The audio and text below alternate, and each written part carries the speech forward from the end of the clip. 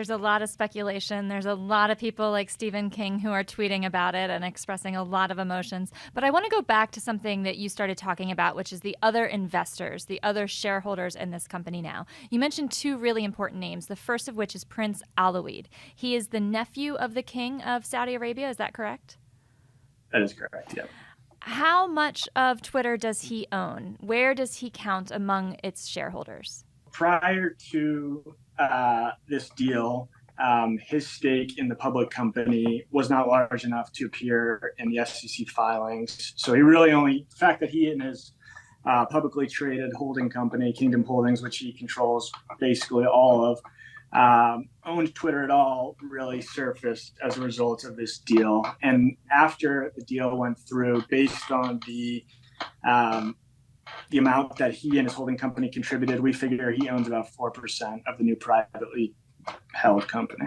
So that's about $1.9 billion? That's correct, yeah. Put this into context. What does this mean? And should users and, regular Americans care that this prince is one of Twitter's largest shareholders? I think it means a couple things. It's definitely spooked some who spend a lot of their time thinking about national security.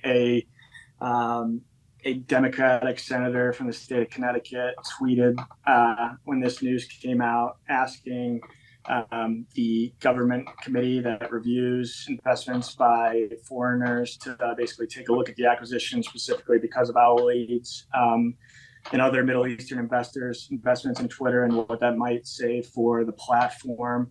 I think it also is a huge vote of confidence for Musk, frankly, with all the talk of this having been maybe a case where he overpaid more than anyone, potentially in the history of tech acquisitions, given how much the markets have slumped since he bought it.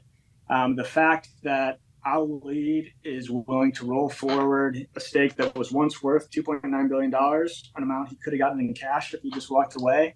The fact that he's willing to stay on and hold a stake probably worth, a little more than half of that at this point, says to me that he really believes in Elon's turnaround plans.